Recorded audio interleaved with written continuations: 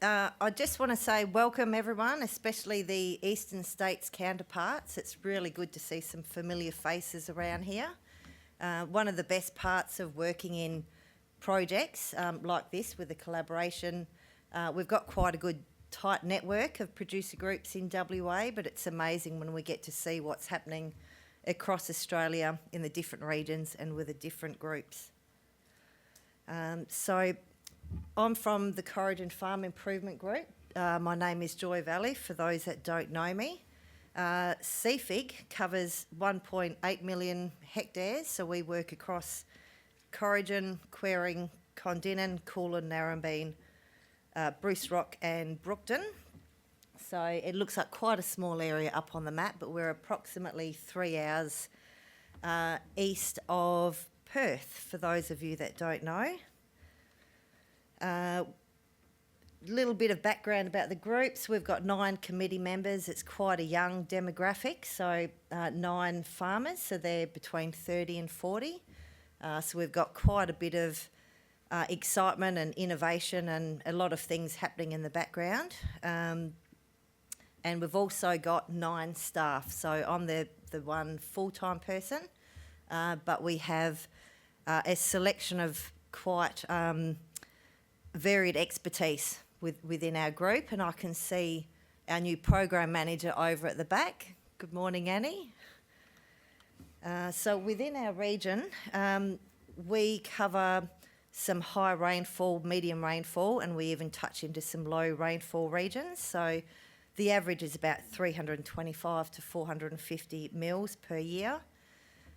This season, for example, we had quite a dicey start to the season. We had about 1/3 of the normal rainfall. So kind of that opening rains, the dry starts, and then again dry finishes. That's kind of one of our constraints that we're always trying to juggle.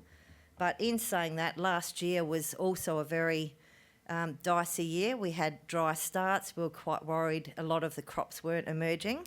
But lo and behold, we had record-breaking tonnages that went into CBH at the end of the season. So we'll wait and see what happens at our trial sites this year. In our region, along with your general issues with your dry starts and finishes, we've got compaction issues, which are quite historical. Salinity is becoming of high concern again. Quite a few years ago it was of high focus, but now we're noticing a lot of marginal land, the rise in the water table and issues increasing there. In our area, you can get a good idea on the map there, but we've got about 50% of our soils are quite sandy.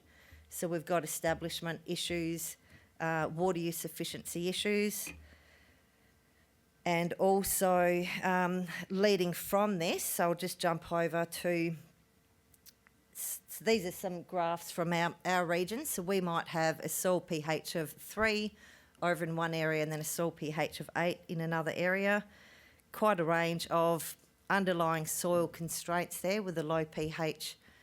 We have some aluminium issues, for example, at our Quita site, which some of you will see tomorrow.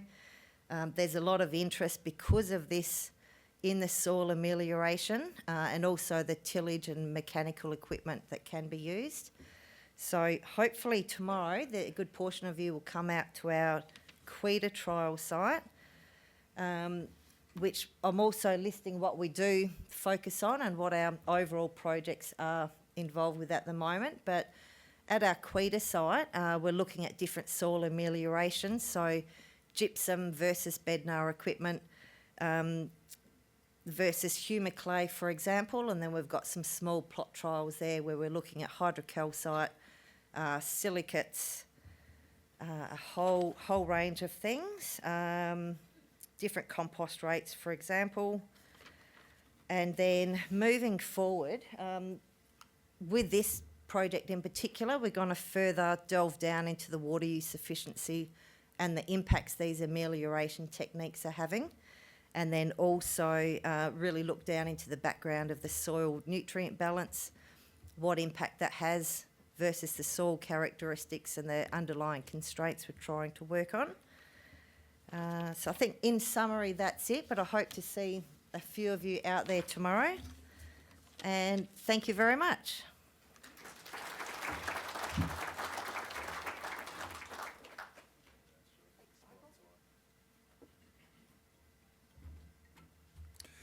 Thank you, Joy, for getting the ball rolling there. We now move to David Minke, the Executive Director at West Australian No-Till Farming Association. David.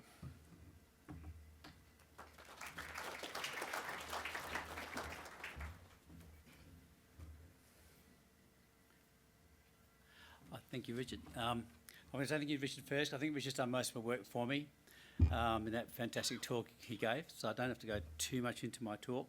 I will say I did own an LJ Tirana during my early uni years, which the floor had rusted out during the uni years and let water in as I was driving along. Sometime during that time, I was working with field peas. They dropped on the floor. They germinated. We managed to get it to flowering point, but sadly it had a yield of 0.0 tonnes per hectare. So that's my story with the LJ Tirana. We're formed in 1992 based on conservation ag principles, and that gets missed a little bit. Thank you. That gets missed a little bit with no-till. We get badged as no-till, no-till, no-till, but really it was a catchy name at the time to promote the conservation ag principles. So reduced tillage, wide crop rotations, good agronomy, residue retention, maximising biomass, reduced compaction with the pillars of conservation ag, of no-till ag. When people say no-till, it's more than just the knife point seeding system. We also have moved away a little bit from zero-till because we've now promote amelioration, deep ripping, trying to fix the soil type. But it's very important in those systems to go back to these principles, do no-till seeding system, retaining your stubble. But we've got such big constraints in WA, we need to go to that first step and trying to fix the pH, fix non-wetting and compaction. Just a bit about the team. We've got 2 executive directors now, myself in charge of RD&E and Amanda, who's in, some of you might have met last year. She's kind of in charge of the business, corporate governance. There's an increased requirements on groups now to be a bit more professional, and also corporate governance requirements are through the roof. So we decided to split the role up between myself and Amanda, and that will probably phase into next year when I start fading out and Amanda will take over next year. We've got a mix of farmer board and university, which is interesting, researchers and farmer on the board, as listed there. The range of farmers go from Southern Cross down to Corrigin up and up north, so we're a pretty diverse board. Membership, we don't talk about numbers so much. There's 20,000 farmers when one first started. Now there's 3,600 farmers, which could be an indication of if we failed or not. We've let 16,000 farmers down, but no, they're getting bigger and bigger, the farming. So we tend to talk about area of land. So we cover about 12% of the Wheatbelt for the membership, but our reach is bigger than that with all the projects we do with CRC and other groups, GRDC. So we kind of did a kind of estimation about what value do our membership give back to research dollars and RD&E investment. And we worked out with the levies they produce and how much grain they produce, it's about $10 million a year that membership contributes back into the thingy-bob. I've got to speed up. Activities, we've got 12 projects at the moment. We're a bit different from other grow groups. We're statewide. We do conferences. We do live demonstrations of machines, so we get all the machinery in the paddock so farmers can kick tyres with workshops. And finally, CRC collaborators. We've been involved in quite a few projects over the time. Some had little impact, little involvement with. We just sort of in kind and on committees. And others we've had a fairly big sort of association with. The biggest one would be the modern farming methods for carbon. Joy mentioned it with the Quita site. So that's been I think a really good example of CRC, Farmer Group, research, Murdoch University interactions. I'll be talking about that this afternoon in a bit more detail. And that's me, Richard. Michael. Renata Paliskas, who's the Chief Executive Officer of Wheatbelt NRM. Thank you, Renata. Yeah, thank you, and good morning, and thank you for the opportunity, Michael. Just to start, I'd like to acknowledge the traditional owners and pay my respects to elders past, present and emerging, and thank you so much for the great welcome to country provided by Auntie Karen as well as Jermaine from our organisation. Just want to talk to you about our fantastic organisation that is Wheatbelt NRM. We are one of 7 natural resource management organisations in the state. Our head office is in Northam, and there is our great team. I'd like to acknowledge not only Bomber as our staff, but we've actually got Dr. Dimity Boggs here today, as well as Divya Labrui. So thank you and welcome, and please catch up with them today. While we're on the subject of Tiranas, I would like to tell you just a little story. I was educated. A lot of my college and university time was spent in New South Wales, and I was jillarooing on the Lachlan River. To get up there, I drove a gold Tirana with a white vinyl roof. But when I got there, I was absolutely so taken away by the vastness of the area. I came back to my college lecturer and I said, "Wow, this is just so good." And he said, "Wait until you get to WA and the Wheatbelt, because the scale is phenomenal." And I visualised the scale, but you don't get the scale until you're there. And it's just so wonderful to be part of an organisation that looks after 12 million wonderful hectares in the Wheatbelt. So I need to work out how to flip this thing. So, why on earth? Oh yes, follow the arrow. Sorry. As I said, we're responsible for 12 million wonderful hectares in the Wheatbelt. And from an economic perspective, we were talking, Richard did a great favour this morning in talking about the challenges that we've got from a soil perspective. In spite of that, the area of the Wheatbelt is responsible for an economic return of $5.3 billion annually. That's pretty phenomenal through the main land use of broadacre cropping, and that's the area that you can see there in the red. We have sub-regions within the Wheatbelt. We have the Avon Arc, we have the central, eastern and great western woodlands area, and we have the southern area. Our soil types range from deep sands through to duplex through to heavy soils, so we have the whole gambit. And again, Richard did us a great favour this morning in actually touching on the issues. But just to provide just a little bit more detail, we have issues with soil acidity. 50% of our topsoils have a pH less than 5.5. Wind erosion has been touched on. Soil organic carbon, less than 1% of our soil mass is organic carbon. I'm doing a carbon course at the moment, and there's a picture of a fellow from Queensland who has this massive pile of this black stuff, and it's soil, and he's talking about how wonderful it is. We don't have that privilege of something that looks like humus. Soil biology, it's obviously a major issue if we actually have carbon issues. The soil structure decline, as touched on, and that's why we've actually gone down the path of no-till. Soil repellents, obviously that's a function of actually having not much clay at all, and we don't have much of that. And on the subject of dry land salinity, by 2050 it's actually estimated that 25% of the Avon Basin will actually be at high risk of dry land salinity. And we've got some issues with the nutrient status and nutrient export. 2 minutes. I better hurry up then. In terms of the work that we do, we have just recently been assigned the lead of the National Soil Monitoring Program, and Dimity's taken the lead there. We have a biennial conference, talking soil health, and I noticed that there are quite a few people that were there this year on the 13th of March, and that's held every 2 years, and there are 2 completed projects there. We're also working with Murdoch, Deeperd as well as Dwyer on the regional NRM plan that is currently being revised.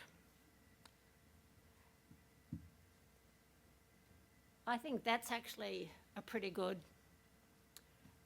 finishing quote, but I'd also like to quote Jermaine again. If we look after the country looks after us. Thank you for the opportunity.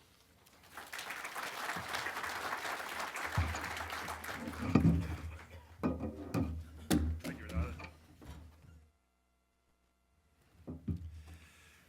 So, you can see one a bit of a quick lesson about the various groups in Western Australia. Next one is the Facey Group, and it's Tina Asprey from our Chief Executive Officer of Facey Group. And today, Tina is celebrating her birthday. Happy birthday, Tina.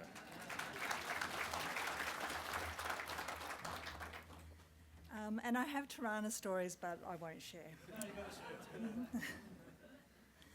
Over 100 years ago, settlers came to WA Wheatbelt with ploughs, seed and little more than hope.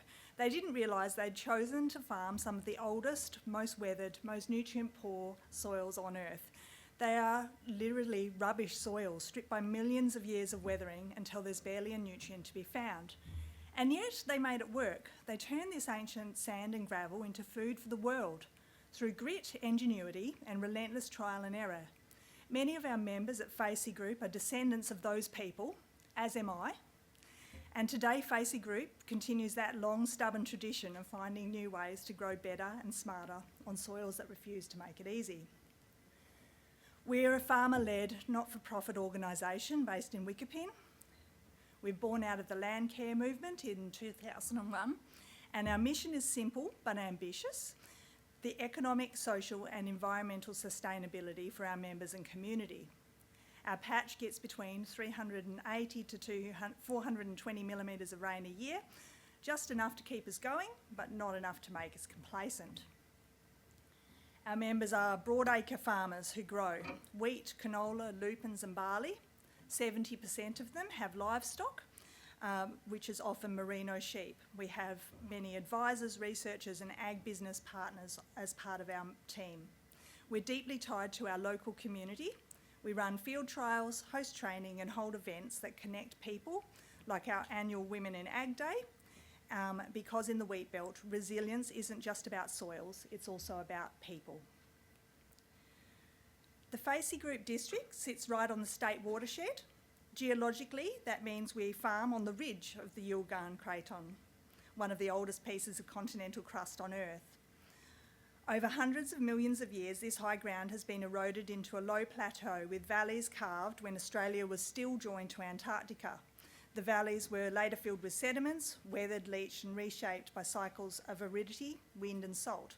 The result is some of the most ancient and nutrient-depleted soils on the planet. Sandy duplex soils that shed water, loamy gravels that dry out fast, alkaline clays that set like concrete. They have low organic carbon, acidity, compaction and poor nutrient holding capacity. On the watershed, nothing flows in to replenish us. There are no rivers to bring in fresh sediment or upstream nutrients. Every improvement fights against physics and geological time. And yet, with the correct management and innovation, we've shown these soils can still deliver productivity and resilience. We're practical problem solvers. Our research spans cropping systems, including variety evaluations, rotations, managements and yields optimisation, soil health and enhancement, from lime and clay spreading to deep ripping and moisture retention, fertility and nutrients, nitrogen strategies, legumes and soil carbons, weed, pest and disease management, because we can't afford to have any passengers in our paddocks,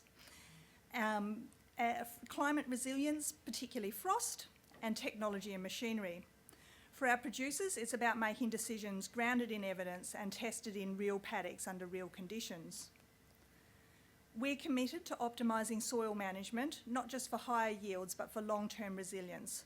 We're keen to work with others on better soil carbon accounting, measuring the long-term impact of amelioration in changing climates, and developing biological indicators of soil health. The Wheatbelt story is still being written, and scientists, farmers and innovators will write the new chapters together. If we can coax abundance from WA's ancient and tired soils, we can create farming systems that can stand the test of time and climate in other at-risk and degraded parts of the globe. Thank you. Our next speaker then is Chris O'Callaghan, who's the Executive Officer at Liebe Group. Thank you, Chris.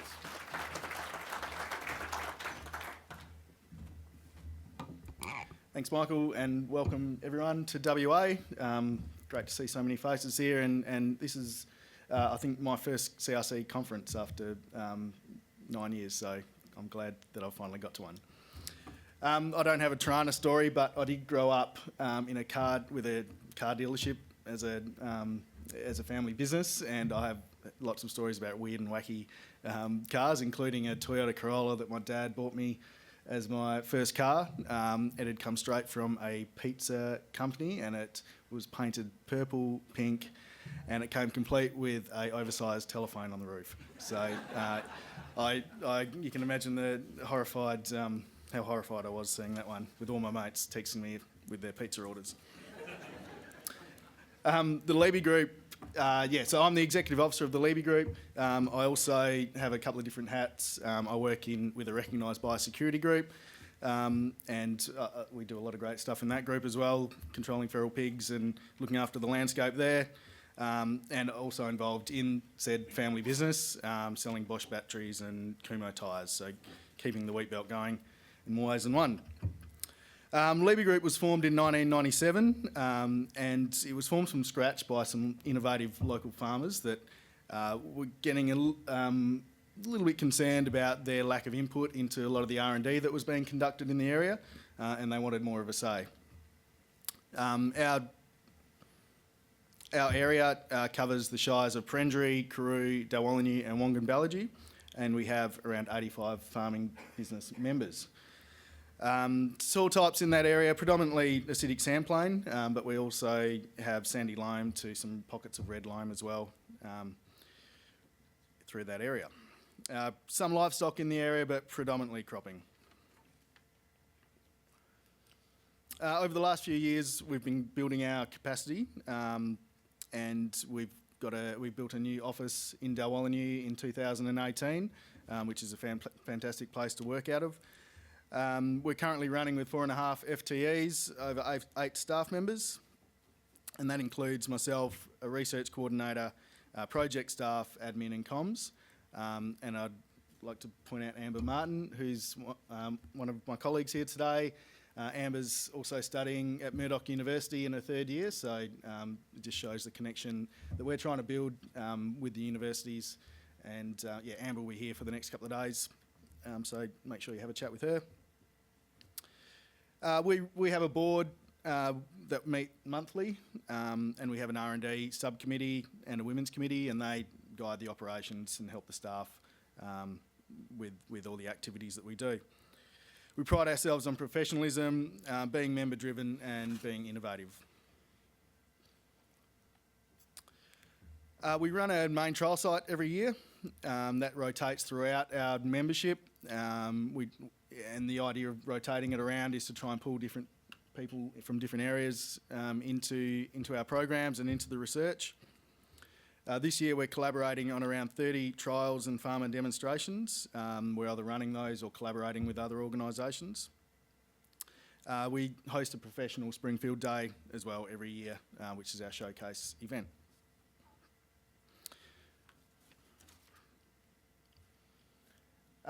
In terms of soil CRC, we've been involved in various different projects over the last few years.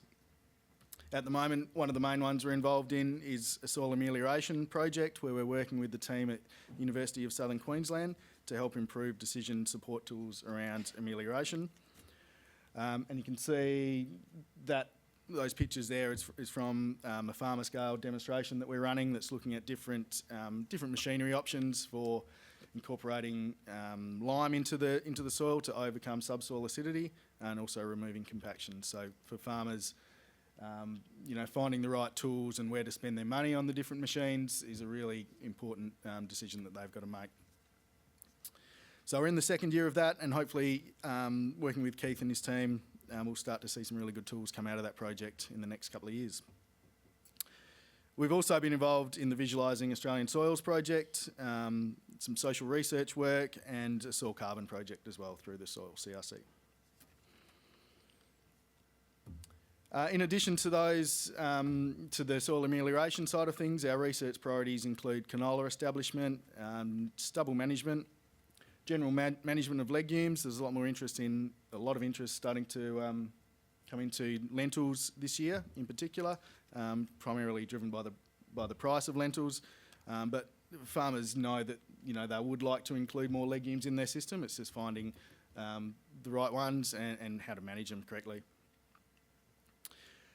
Sustainable use of herbicides is a big one for us, herbicide resistance being a big issue throughout the wheatbelt. Management of transient salinity and nutrient use efficiency, and that includes micronutrients as well.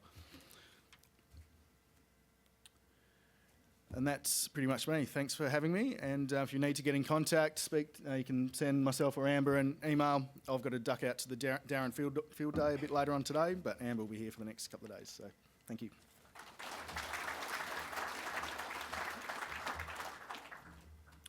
Thank you very much, Chris.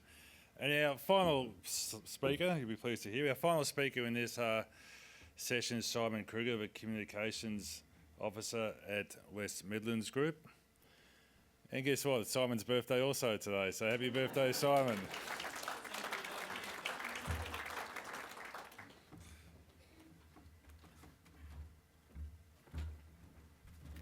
Good morning, everyone. I've got the enviable position of going last out of the grower group WA representatives. Certainly the largest group of people I've ever had a chance to speak in front of. Look, the West Midlands Group office is based in Dandaragan. It's approximately 2 hours north of Perth. The region we cover runs from Gingin, which is beautiful little mud map there, where the kind of off-white colour with a WM on it, from Gingin up to Eneabba, and from the coast to just east of Moora. We sit in a medium to high rainfall zone, and so that looks at about 500 to 550 mils of rainfall annually.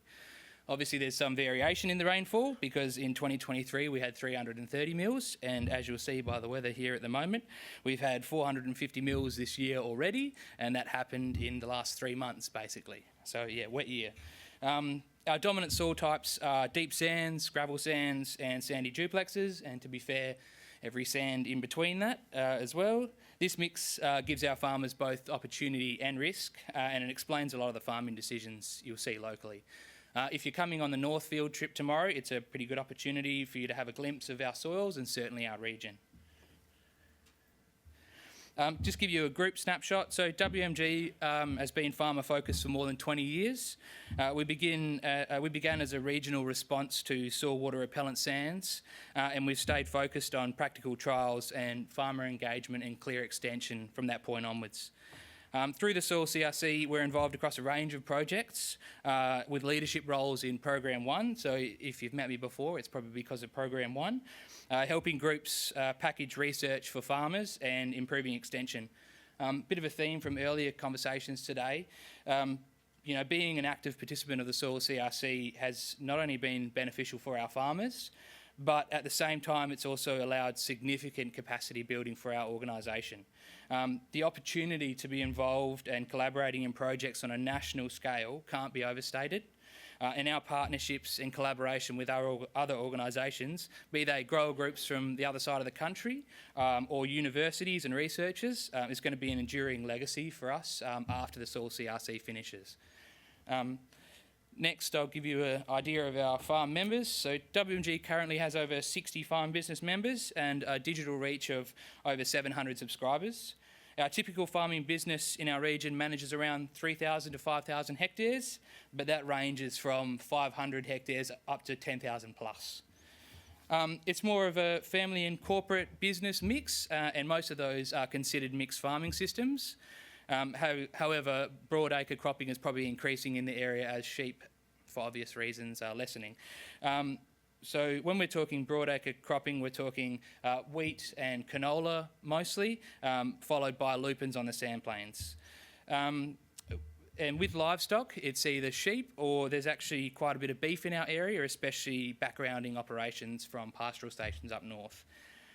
Across the membership, there's a consistent focus on practical soil health as part of a profitable and efficient business system, and obviously farms are businesses, and so that's a really important portion of our work, is that a recognition that our farm is a business and anything that goes into them needs to be business focused as well. To give you a little insight into our farmers, their values remain fairly consistent across our members, and that's can be covered basically by profitability and efficiency, a strength of community, and certainly soil and animal health are mainstays. Issues are going to be familiar with what's talked about today already, and that's sand plain issues. So we're talking non-wetting soils, compaction and acidity, and managing variability in both climate and paddock scale. The people side matters too, so labour issues, skilled staffing and compliance come up pretty often for our issues with our farmers. But two sentiments that I've left up here that might be interesting for you guys, and we hear a lot, is that, you know, our farmers are interested in leaving the farm in a better place for the future, and certainly changing the way that they farm as farming changes with them. Finally, our current team includes our new Executive Officer, Gabby Karavic, who's just over here, so go and chat to Gabby when you get a chance. Our Project Officer, Kate Parker, who was floating around over there, and obviously myself in Project Communications. We're currently running 12 active projects across 3 kind of streams: soil water repellents, amelioration and novel amendments, crop nutrition, and then extension and adoption. We've got 9 trial sites and over 10 farmer-led trials. So farmers can see treatments locally and weigh fit to conditions and their own paddocks. That's pretty much the short version for everyone at the moment, so thanks for your time. If you'd like more detail, feel free to scan the QR code there and go to our website and see our latest articles, etc. And certainly I'll see, hopefully, plenty of you tomorrow on the North Field trip. Thank you.